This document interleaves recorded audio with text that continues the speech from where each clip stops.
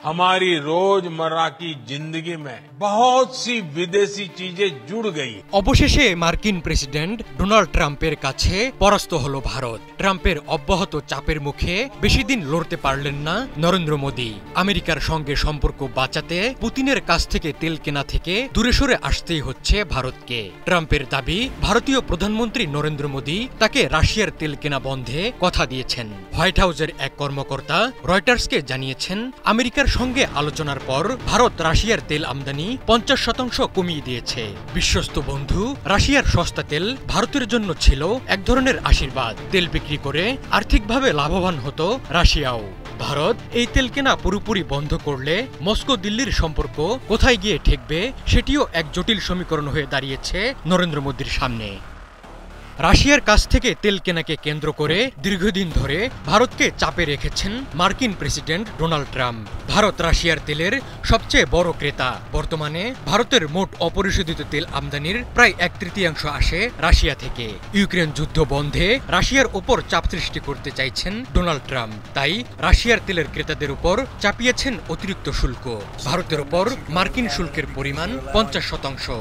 এ নিয়ে গত কয়েক মাসে ভারতের সঙ্গে আমেরিকার দূরত্ব ক্রমেই বাড়ছিল। এমন পরিস্থিতির মধ্যেই বুধবার হোয়াইট হাউসে বিস্ফোরক মন্তব্য করেন ডোনাল্ড ট্রাম্প। তার দাবি, ভারত রাশিয়া থেকে তেল কেনা বন্ধ করতে রাজি হয়েছে। ট্রাম্প জানান, নরেন্দ্র মোদী তাকে আশ্বস্ত করেছেন ভারত রাশিয়া থেকে তেল কেনা বন্ধ করে দেবে, তবে খুব দ্রুত তা হবে না, একটু সময় লাগবে, তবে শিগগিরই তেল কেনা বন্ধ হবে। এটিকে এক বিরাট পদক্ষেপ বলে অভিহিত করেন ট্রাম্প। মার্কিন প্রেসিডেন্টের মতে ভারত তেল কেনা বন্ধ করে দিলে ইউক্রেন যুদ্ধ তাড়াতাড়ি শেষ হয়ে যাবে। বৃহস্পতিবার হোয়াইট হাউসের এক কর্মকর্তা রয়টার্সকে জানিয়েছেন, আমেরিকার সঙ্গে ফলপ্রসূ আলোচনার পর ভারতের রিফাইনারিগুলো ইতিমধ্যে রাশিয়া থেকে তেল আমদানি 50% কমিয়ে দিয়েছে। তবে ভারতীয় কর্মকর্তারা জানিয়েছেন, এই কাটছাঁট এখনো দৃশ্যমান হয়নি। সম্ভবত ডিসেম্বর বা জানুয়ারি মাসের আমদানিতে এর প্রভাব দেখা যাবে।